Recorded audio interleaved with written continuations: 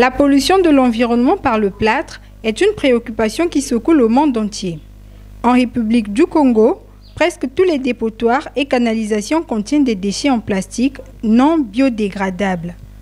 Pourtant, il existe bel et bien une loi spécifique interdisant son usage.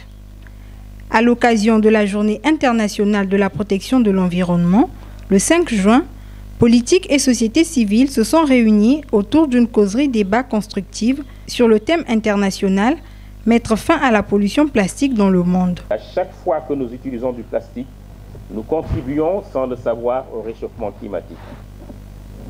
C'est ainsi l'occasion pour nous de plaider du haut de cette tribune pour une mobilisation de tous pour vaincre la pollution par les plastiques, par l'approche du cycle de vie qui va au-delà du simple recyclage et réduire la pollution tout au long de la vie des produits en proposant des solutions alternatives au plastique et des politiques pour drastiquement réduire leur production, mais aussi les utiliser de manière durable en privilégiant leur réutilisation et leur recyclage, et quand ce n'est plus possible, leur élimination écologiquement rationnelle afin de réduire les émissions dues au plastique et de lutter contre le changement climatique. Au cœur des échanges, un vif appel répétitif au respect des lois en vigueur et une mise en garde contre les abus. Il nous faut être nous-mêmes les gardiens, les garants de la protection de nos lois, l'application de nos lois.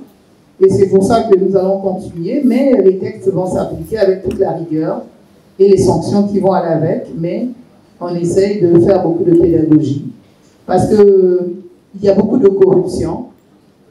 Ceux qui laissent passer ces sachets, ce n'est pas anodin, au mépris des règles, au mépris des textes. Ceux qui n'interpellent pas non plus, ce n'est pas anodin, parce qu'il y a des structures de contrôle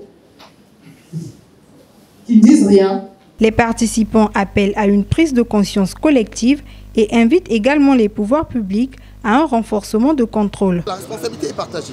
Aujourd'hui, on peut dire que oui, ceux qui achètent, ce sont eux qui sont à l'origine de ces déchets, sinon de ces matières plastiques dans le pays. Mais ceux qui fournissent aussi ont une part de responsabilité parce que sans eux, il n'y aurait pas des acheteurs. Sans eux, il n'y aurait pas, c'est-à-dire cette matière nocive pour l'environnement. Parce qu'aujourd'hui, nous sommes sans ignorer que, parlant du déchet plastique, c'est sans des matières non biodégradables. Au niveau national, la journée de l'environnement est célébrée sous le thème « La marche verte du Congo contre le plastique ». Une marche sera d'ailleurs organisée le 7 juin 2025 pour une sensibilisation efficace.